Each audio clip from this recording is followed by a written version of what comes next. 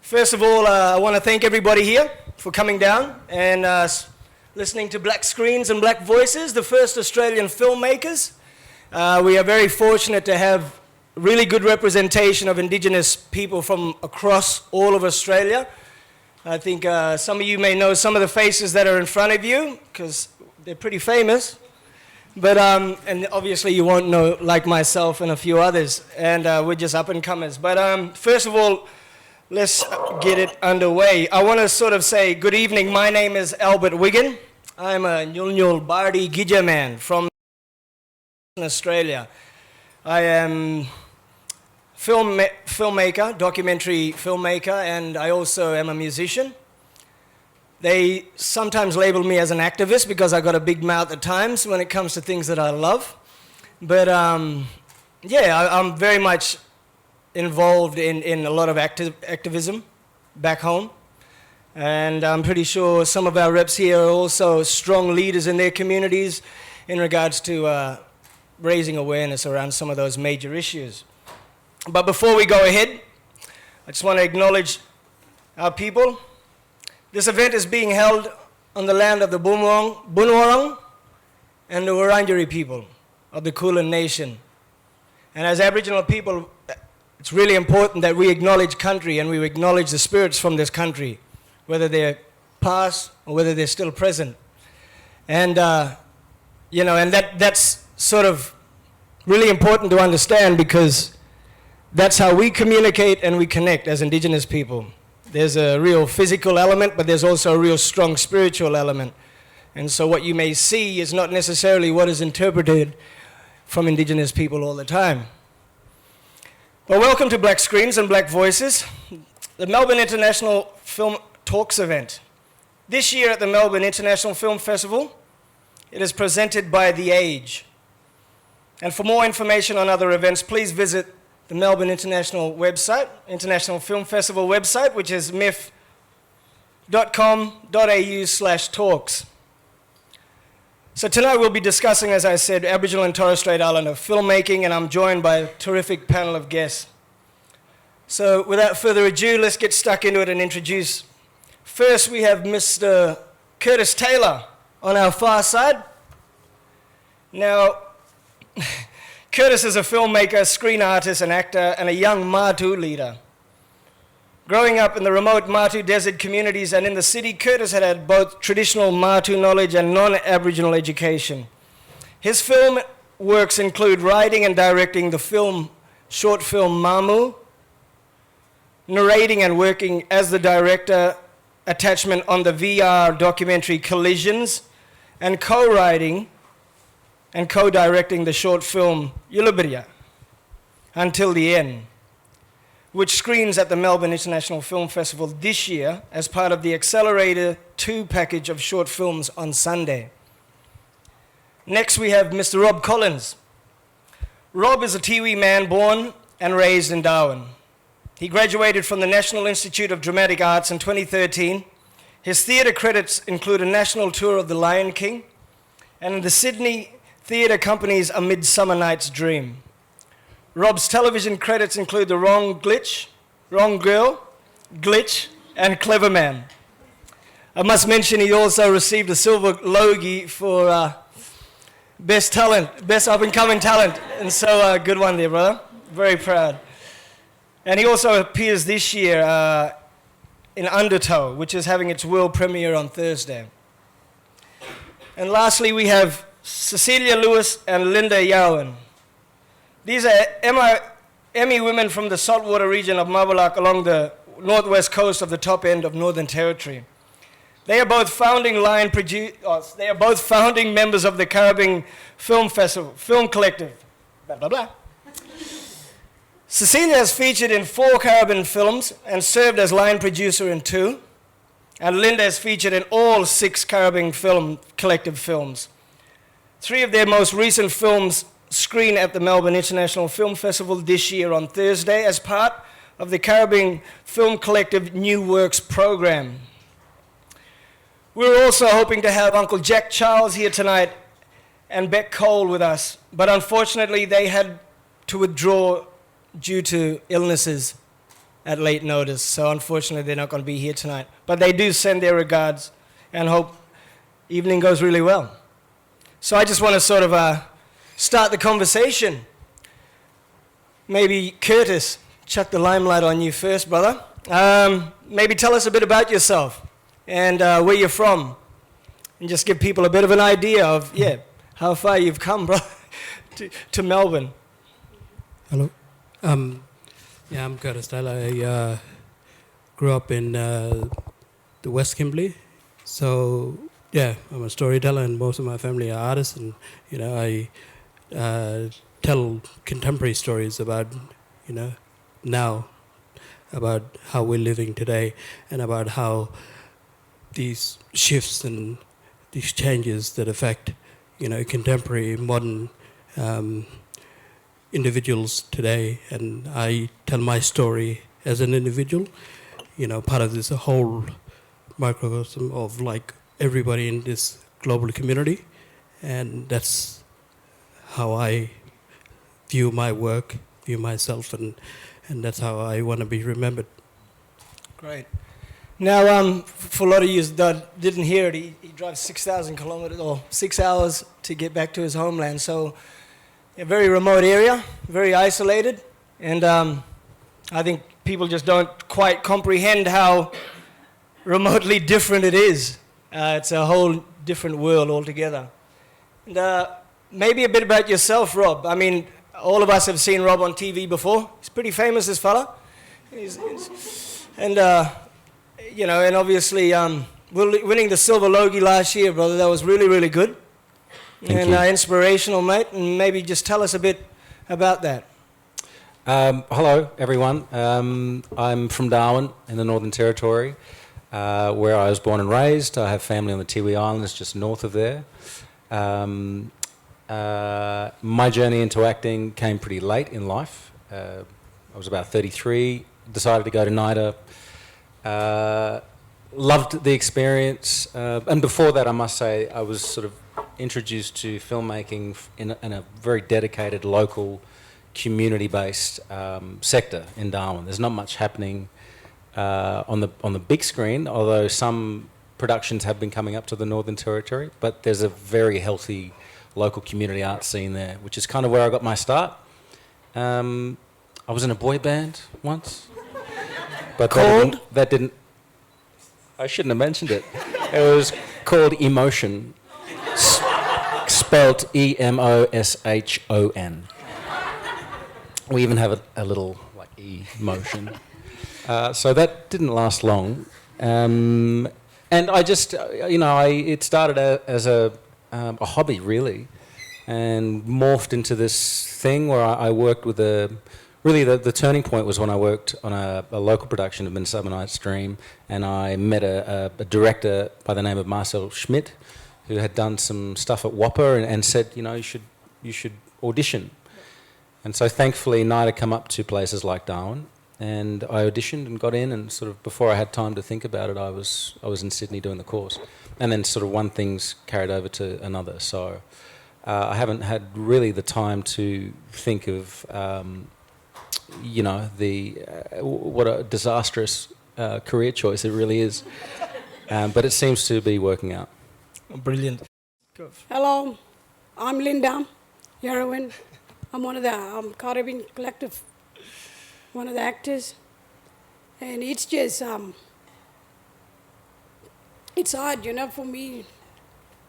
Like, I want to be, do this thing, make film, make people to understand what we really are, to acknowledge what we doing this film about, just to clear our minds and think that we are doing something in ourselves as an indigenous people, to make European people understand what we're going through in life.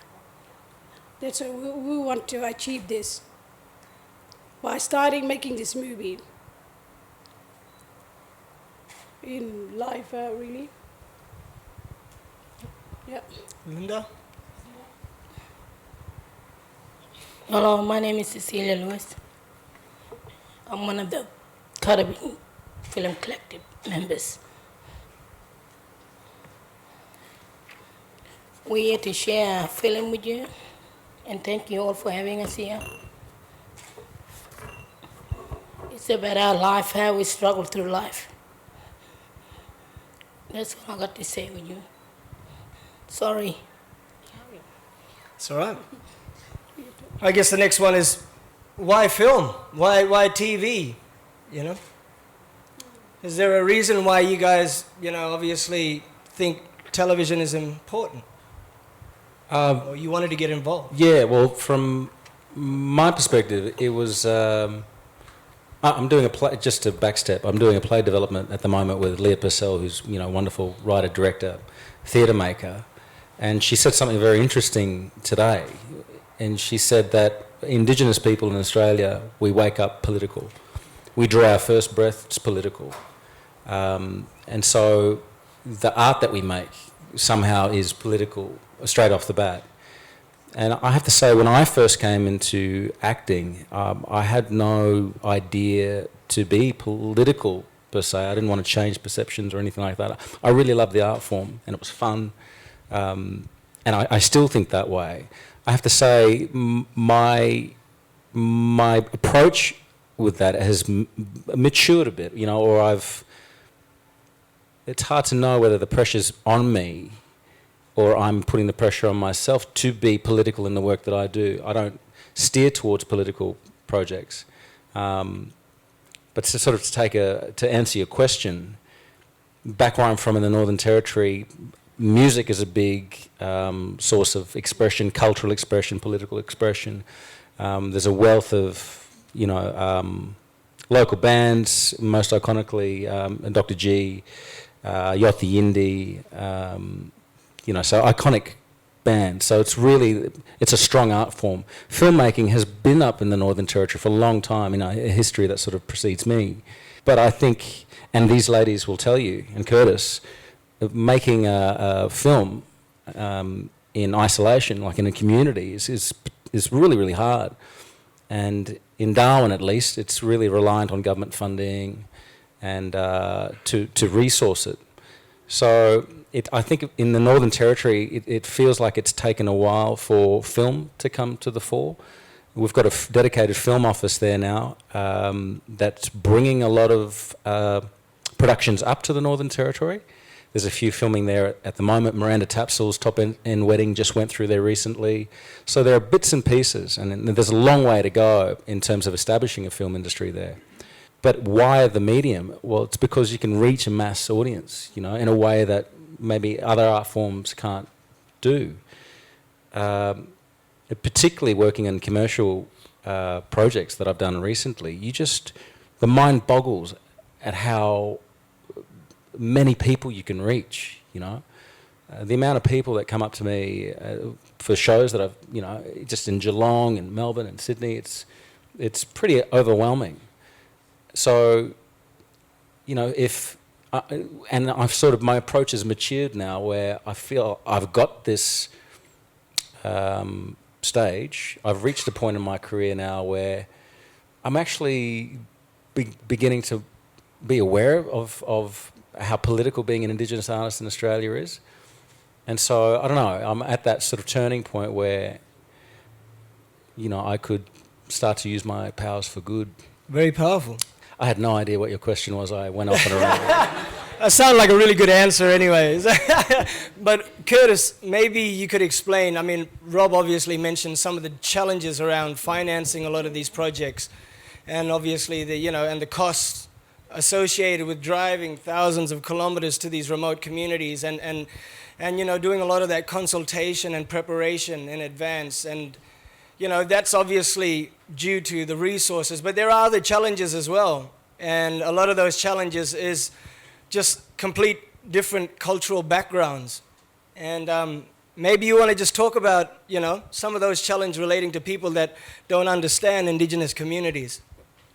Like for us in WA, we have Screen West, and, if you get your foot in the door to, you get approved for Screen West funding to make community stories or even a short or a feature, then you automatically, or don't know, but I'm not in the industry, but like you get funding from Screen Australia again. But I've been fortunate enough to, kind of branch out of that and work with other foreign investors, such as like Netflix or, French TV Canal in France, and we've got a Mexican production coming over later in the year. So kind of, not looking towards Perth, where us, within the region of Western Australia, where our head office of Screen West is, but looking outside because of, now more of our content is more accessible to a wider audiences, in a click of a button instantly, whether we make it from our phones or from a huge production, or whether it's, community TV. Where we are isolated, as regional people coming, trying to get their product or their story shown, but also we're connected in that social media. We can show our stories globally, and a lot of people, we have many different kind of reactions instantaneously, coming from all different backgrounds, different kind of ways of thinking. But also for me, the main thing for collaboration is that I have more or less want to make sure it's 50-50, because most of the people within as me as an artist working in collaborating with somebody else, which is non-Madu or non-Indigenous, make sure that it's 50-50, and that we are critical of that, and other people too will also be critical of that, whether you get funding or whether people come in and whether they enjoy the film or not, or the story or not, but also, that's the main thing that I'm really aware of, really trying to push and get the conversation going around, cross collaboration, because, even me as a Maru person, is different to, all the other panelists here, because we have different backgrounds. We might all be Indigenous, but we have different cultural standings on this continent, That's a good point. And I was just going to lead to Cecilia and Linda. I mean, obviously, for non-Indigenous people that come into Indigenous communities, there's really important rules that they have to understand, according to the people that come from that area. You want to just explain some of those rules? Yeah, it's just I work in the community where I work with European people. It's just we know our roles, how we work. It's just people, like European people, needs to know that, we know our roles. We keep telling us what to do, but we're going to step up, and this is what we do in our culture, like working together in the community, but it's just people, from white people trying to come in and step in and trying to tell us what to do. It's just we know what our roles are. It's just we need to be strong and stand up for our rights. Brilliant.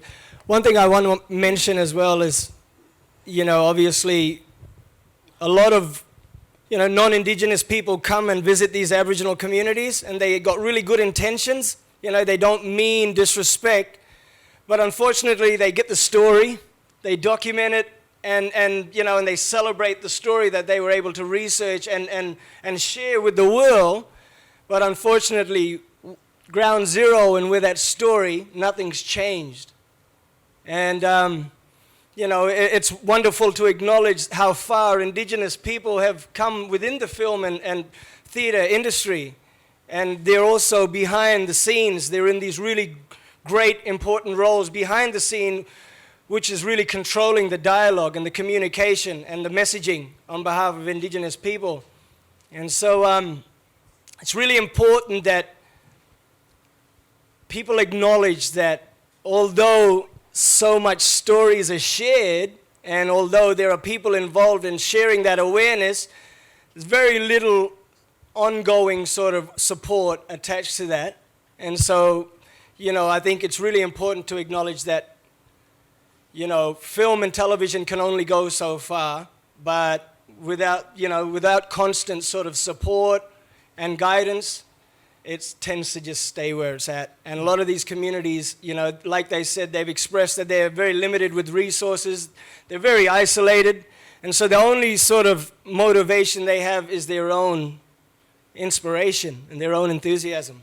Yeah, I think that, really important, but I was coming to, from as individuals collaborating with other individuals, whether they're Maru or Nyabli or, Bunurang or Wajiri or whatever, that, I did a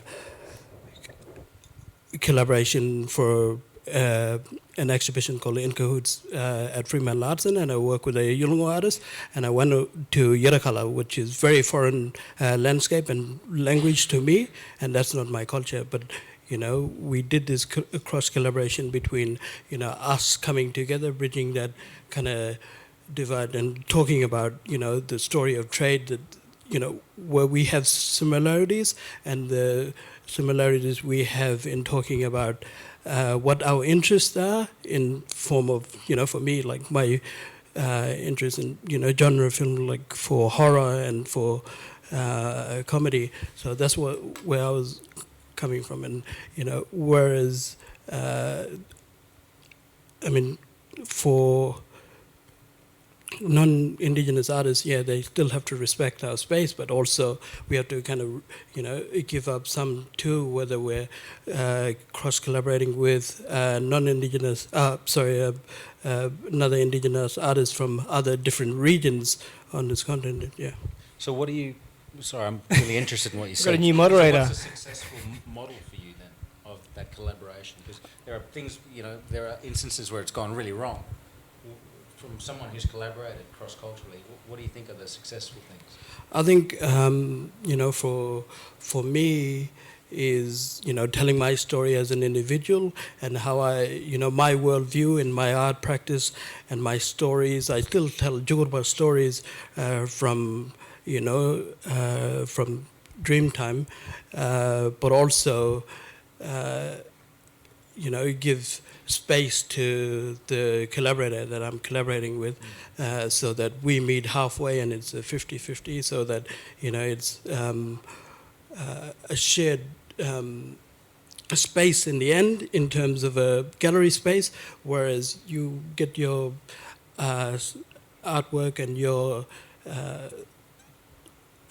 installations projected onto the wall or being shown in the space, that it's, I want to see people come in and, say like, that's a really good collaboration. You can see the work from Yirrakala, you can see the work from the Western Desert, and how that's all, amalgamated in this space, and that's, successful, So it's like negotiating. Yeah. Good, man. Sorry, Great. I just want to, around that concept of collaboration, I think it's really important that we hear from the women around, obviously... I told you, there was a lot more women involved in film and theatre and television now, and I think it's really important. And maybe these guys could help explain why it's important for us to hear it from the women. It's important for us to share our knowledge to our children, because what we taught from our grandparents, we're going to pass it on to our kids so they can share it with their kids. Maybe you want to talk a bit more about women's business, men's business as well. They deal separately as well. In my law, in our way, we're not allowed to talk about that. Yeah. It's spiritual. And so there is a distinct separatism between what women do and what men do. And so sometimes it's really important to acknowledge that there are groups around Australia that are really strong with that type of governance and order.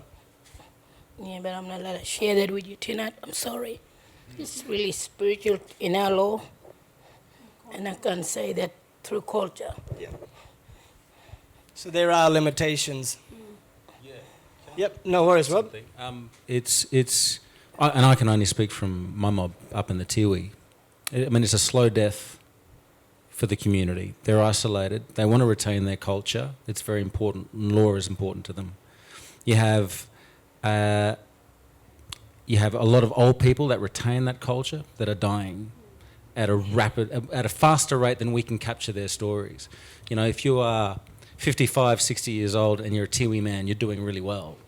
So they've reached this point where it's crisis point. How do we retain these stories? How do we keep this culture going? How do we use mediums like music, film, to help with the retention of that stuff?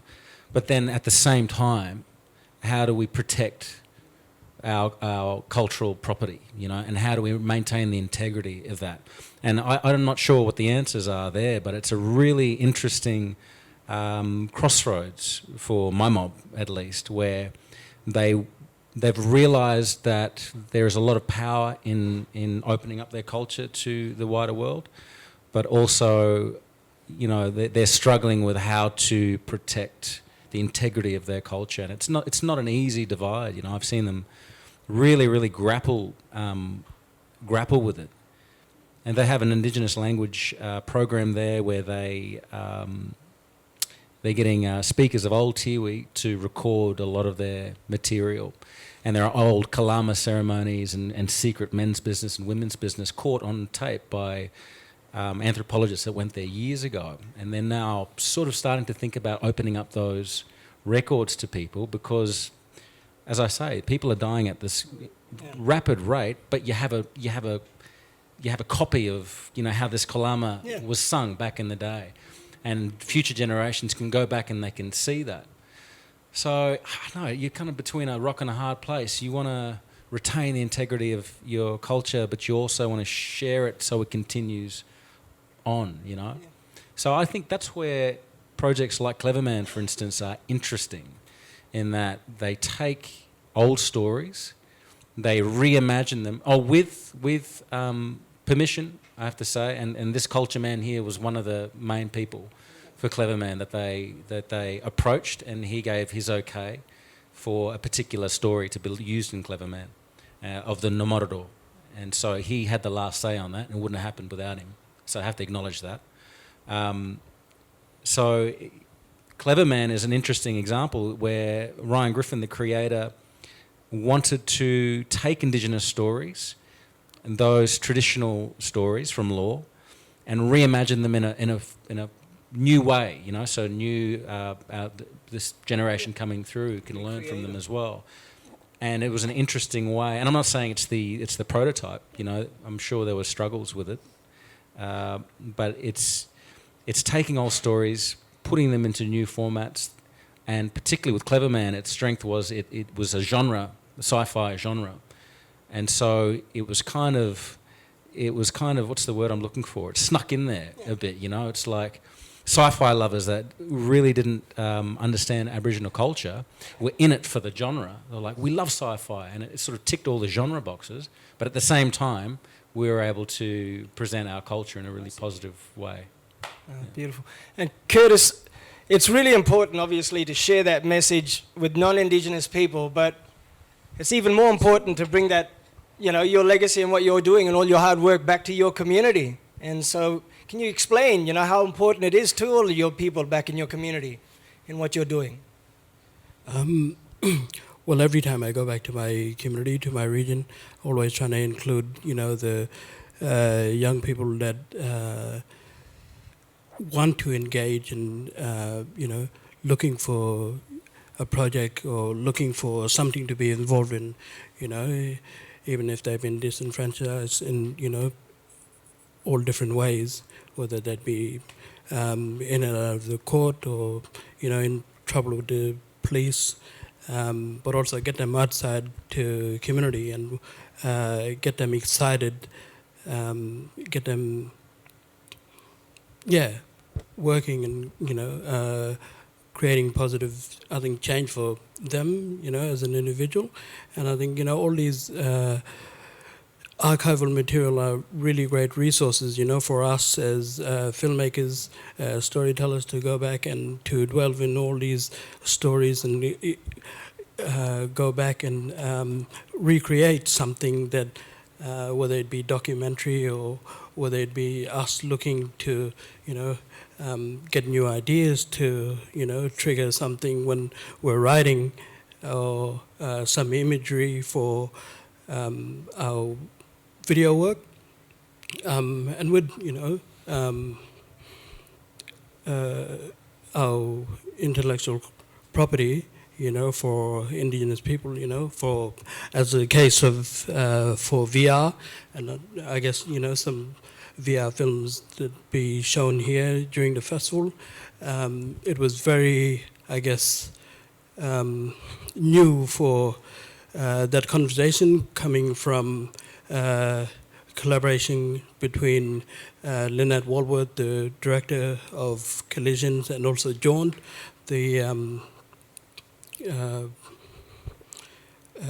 software company based in Palo Alto in the US, who worked and made all the story come together, brought the technology, brought the software and the hardware for us to enable us to capture this story of Nyeri, his first experience when he saw, I guess, the Western world, during the 1950s when atomic testing was in Maralinga and Emu Fields in South Australia. And for Terry Janke to have on board to, negotiate between, having Nyeri's right protected in terms of, this whole new realm of VR filming, that was really exciting. And I guess that's kind of what a lot of indigenous filmmakers in VR will look back to, that kind of protocol. This question will be for the ladies. Obviously, the Caribbean Film Collective is a very independent idea. It was created by these strong women in the community. And, I think sometimes a lot of us tend to rely on the big bucks, and we tend to rely on the big donors. And if it's not possible, then it never happens. But I think it's quite inspirational that these ladies have decided, we don't care. We got to tell this story. We have to do something about it. And they were able to create this film collective purely on their own because of the importance of issues like Rob mentioned around the sort of the rapid race of losing our elders. It's faster than obviously that transfer of knowledge onto our youth. And so we're already operating at a decline. And I just want to acknowledge, for the women, like it's always going to be that case. It'll always be the women that will know what to do and when to do it at the right time. And I just want to acknowledge and just also ask, how hard was it for you guys to come together and obviously start working on making films together? It was pretty hard at the beginning because we didn't have any money to make a film and all that. So we were homeless. We were still living at bush in a tent. Till Beth came up from America, came to see us. And we told him, why don't we make a movie? Because we couldn't speak to ABC. They stopped us from sharing our story with ABC Mob. So we told Beth we do it the other way. We go and make a film and tell our story, how we struggled through life. It's important because I think everybody tends to think what they hear on the radio and in the news and on TV is what Aboriginal communities are like, as if they don't have a voice to speak for themselves. And so it's really inspirational to start seeing these communities, obviously drive their own voices. And Curtis, maybe from your mob in the desert, obviously, it's important for them to come together, isn't it? And really come together and be strong and supportive towards one another when it comes to sharing those stories and sharing those messages. Yeah, I mean, there's been this collaboration, since time immemorial, between tribes, sharing songlines, enabling other individuals and people to carry on those stories and those songs, even when the owner deceased. I can only speak for the Western Desert, and we say we have one law, one culture, for the Western Desert Mob, and that's the Western Desert Mob, start from Broome, from the Kimberley right down to Kalgoorlie, right down to South Australia and the west of Alice Springs. So, big chunk of this continent. And for us, it's even though we might have, individuals or, pass away, but we also have, this new next generation of storytellers that have this shared knowledge that can, pick up where the next one left off. Yeah, same like us. Caribbean, we're doing the same thing what you're doing and what you're talking about. We're trying to share our knowledge with our young kids and make a better understanding through them so they can keep our culture strong and keep it alive, because we lost a lot of old people too. And we don't have as many in our community. So Rob, the future. Let's look to the future, and obviously there are really good, positive examples of how, Hollywood. Indigenous, LA. this is your... That's where I'm headed. Yep. No. Golden Logie. The future. I think it's exciting. I think there's... The conversation has shifted a little, and I need to contextualize that by saying I've been in the industry for the last 5 years, so which is nothing compared to the wealth of filmmakers that have been doing it for decades before me. So I'm a blow-in, but from my perspective, it feels like people want to. I mean, there's lots to go. There's a long way to go, but it feels like people want to hear Indigenous stories. It feels like we're sort of on the verge of, a bit of a wave, I think, of really great filmmakers, Indigenous filmmakers, interesting stories, interesting cinematic landscapes, like, where we're all based. It's made for epic film. So I think, the conversation is shifting. And I think we just need to sort of move in that positive direction. To go back on a point you were saying about collaborations with European filmmakers, and funding bodies coming in, I think that's also shifted slightly as well. I mean, I'm not too intimately involved in that space, but funding bodies like, for instance, Screen Australia have very strict protocols about how you can engage with filmmakers, and you have to tick some boxes, which I think is a positive thing. I mean, there are horror stories, of course, but I think that's a positive step. And I think there is a lot of goodwill there in terms of non-Indigenous collaborators wanting to come in and work with Indigenous mob. That's certainly my experience anyway for the territory. So a bit more of that for the future would be really, really positive. I'm not sure what the answer is, but striking some balance where, at least for my mob up in the Tiwis, we are encouraging the next wave of filmmakers, maintaining cultural integrity, and finding a way through this wonderful medium of film to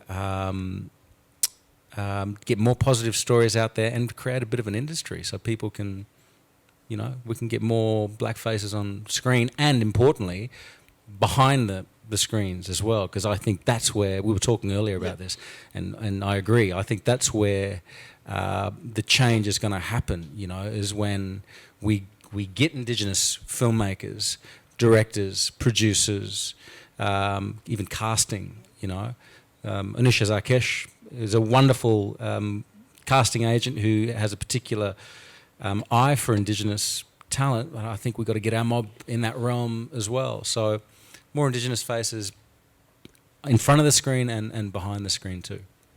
Sounds like a pretty good future, and I want to acknowledge the panel for being here tonight. Before we end, I just wanted to ask a really it's pretty same sort of question, but it's more about you personally. What do you want to be remembered for when it comes to, your involvement with film and television? And this is pretty much for the whole panel, What do you guys, what is it that you want people to remember when you once it's all over?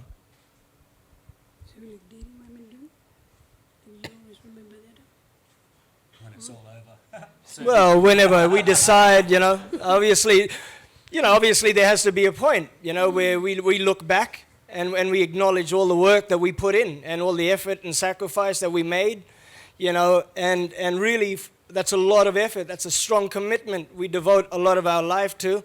And I just really want to sort of ask, what is it you want people to remember? Is it that commitment?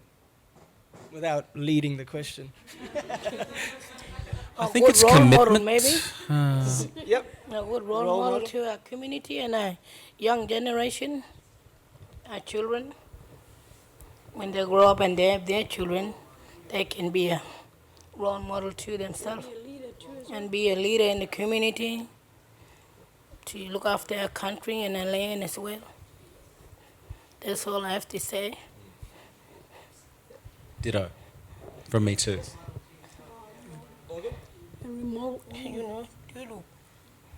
And to be a role model to ourselves too, what we do, what we have achieved.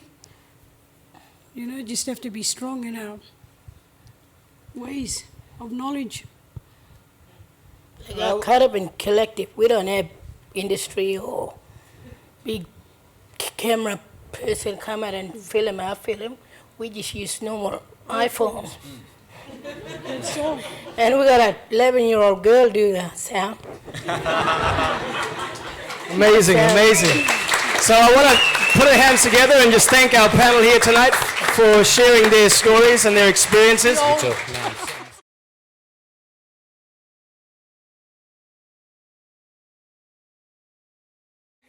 We're doing another one with our younger children. They're trying to do one with the hip hop because a lot of us being overseas traveling.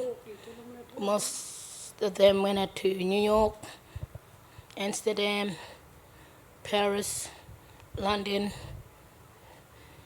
I just came back from China. I've been there in June. Quick trip, only 5 days I've been there. Bit scary though. I've never been overseas before. Rob, anything new? Curtis? Next projects. I'm currently doing a theatre development. Next steps, I think Glitch may be coming back in September, and possibly some theatre next year as well. Got a fellowship with my collaborator there in the audience, Nathan Beard from Lexus. So we're shooting a short in Perth, and I'm here to pitch for a feature. Do you need an actor? I'll give you my business card. Yeah. Yeah, look, I guess for myself, I mean, obviously I'm more involved with documentary filmmaking, not so much, obviously television and dramas and stuff, but we just recently had an adventure series called The Outback, which is basically, was released through Channel 9 Network, and we just had our release a month ago, and that's now being screened across Australia. It's a 5-part series, and really, I've been involved in trying to promote the Indigenous Ranger program through that series.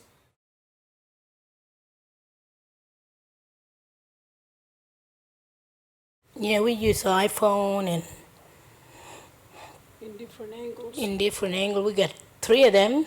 We take 3 different shots, one from the front, one from behind, and the other one from the side. And we get my niece, the sound girl. She pretty good anyway. If she people making noise in the background, tell you be quiet. Quiet on the set. Quiet. But we don't have special script or anything. We just get together one day, go out bush. Each person gonna act at what their role is, and they just act it as normal. No script. And the idea is we gotta talk amongst ourselves. Who's playing what? Who's acting what? And there you go. Just get in the car with Beth, go and bush for the day, get a couple of shots, and then probably she takes some of them back, edit them all up. We don't have people funding us. We just funded ourselves through Elizabeth. And the money we make go back to Caribbean Corporation. We won a couple of awards, 1 year in Melbourne. Where's? Visible Award. We won 5,000. 15. I don't know. Well, anyway, that all that money go. All that money we've been saving, building it up. And then We just go back to that Caribbean. When that money come back into that Caribbean Association, we decided that we want to build something to our art station. yeah. So our kids can see we got something there for them to, go back to country. They got always something there for them. We don't just spend their money, just go and spend it the wrong way. We use it for something for our art station. Or We're starting to build on our own land. On our community, we got a shed and also a container, and we're getting a couple of solar panels to use it at bush. We started up small, but now we wouldn't be here, doing this thing. We thought we were gonna get this far. We thought we just couldn't make it that far, so we here.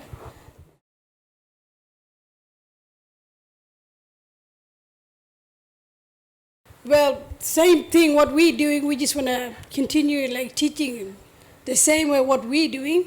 They see us as a role model for them. That's the whole idea, teaching our younger ones so they can see us what we doing and what we achieved. I think for myself, it's people don't understand that there's a lot of pressure from our own communities. When we leave our communities, there's a lot of responsibility. The protection of our cultural integrity, and preservation of our cultural integrity is really, really important. And so when we leave, we are very much constrained by that responsibility. And I think a lot of us put a bit too much pressure on ourselves as Indigenous people. We tend to get really, really caught up in here, in our heads, because we're always trying to create this balancing act between, what's appropriate over here and what's also appropriate over here, and how do we meet in the middle. And it's fortunate if you're non-Indigenous, because you don't have that. You don't have to worry about that. It's pretty straightforward. Whereas, it's quite a complex experience in our lives as Indigenous people. And basically, to answer your question, Gug, is just stick to your dreams. If you've got dreams, just stick to those dreams. Everybody, regardless of where you come from, has those sort of problems. It doesn't matter what color your skin is. You're always going to have someone who doesn't really understand why you love doing what you're doing and why it's important to you.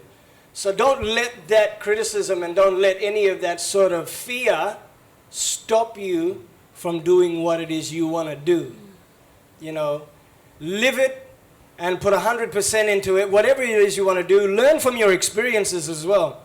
And through it all, the most important thing is to always be respectful.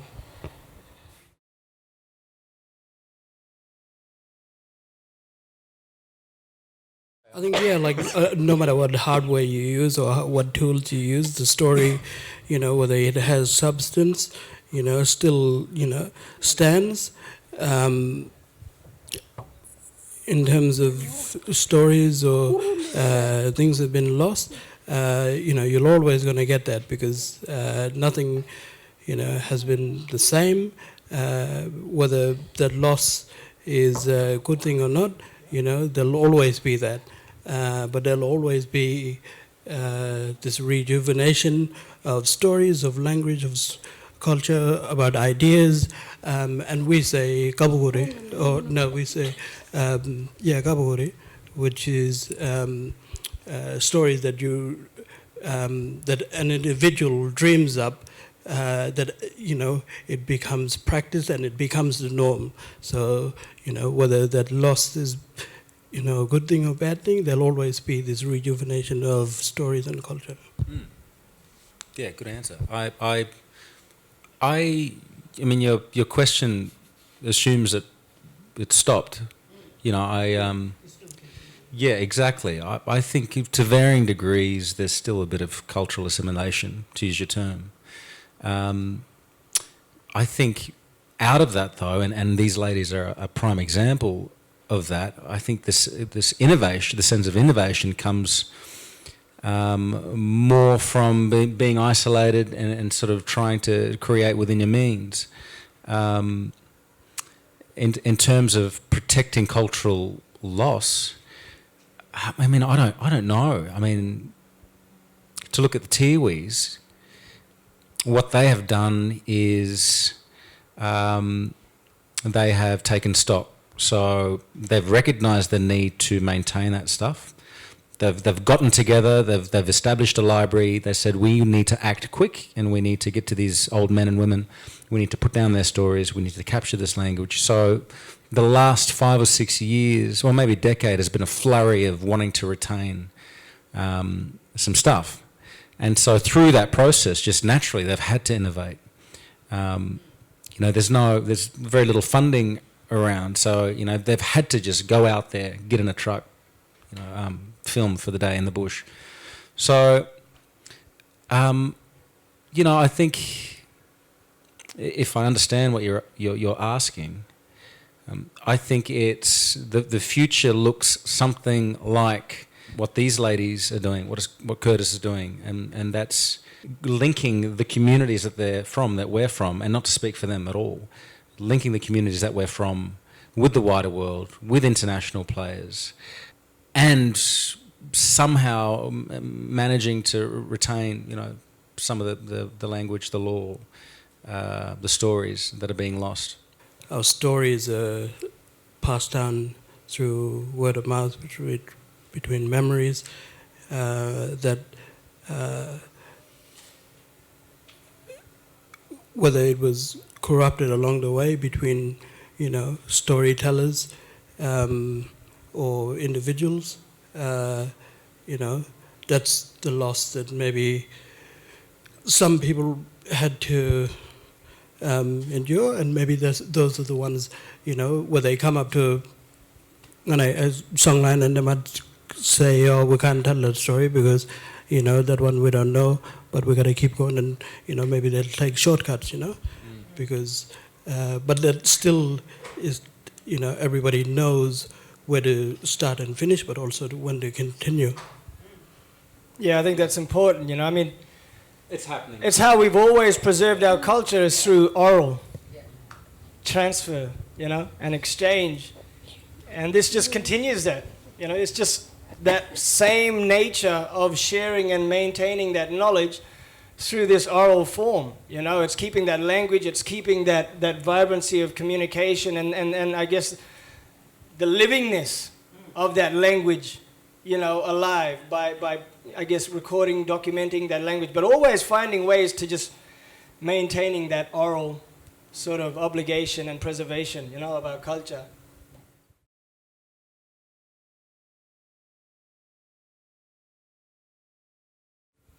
I think, you come to the right place. There's a lot of, indigenous, maybe some indigenous directors floating around here during the festival.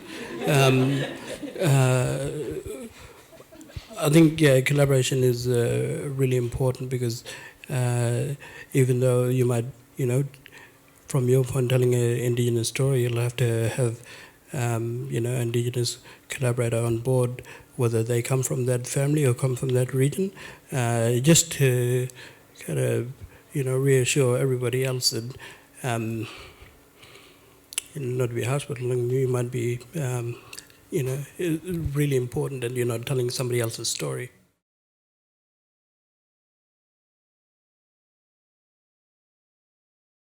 Well, in our group, we've got about four different clan group, but we got one is ACMI, the other one Wiggin, Kiok, and Mendiang. There's 4, but we work together, and we speak the same languages. For me, in the East Pilbara, we come from 8 different language groups. From the north, you got Yulbreja, Kiajara, Nyangajara, Wanman, Pudijara, Kadujara, Nyangumara. But when we walked out of the desert and walked into missions, we kind of made this kind of Creole where it's now known as Maduanga, which is all the different dialects, amalgamated together, and we speak Maduanga, but we also have our own dialect. And I guess in the Western Desert region, all of our languages, most of the dominant ones, as Manjiljara, is really closely connected to other Western Desert languages such as Pudijara and Walpuri. So it covers a vast area in the tri-state WA, South Australia, Northern Territory. I speak Tiwi. On the islands, maybe music is the dominant medium there for retaining language, and film is slowly making its way up. My language group, I got 2, one for my mom and one for my dad. I'm Amiangan from my mother's side, Solwara country. And my dad's side is Mara Monungubui from Rope River side. That's all. All right, so can everybody please put their hands together and thank our panelists here tonight?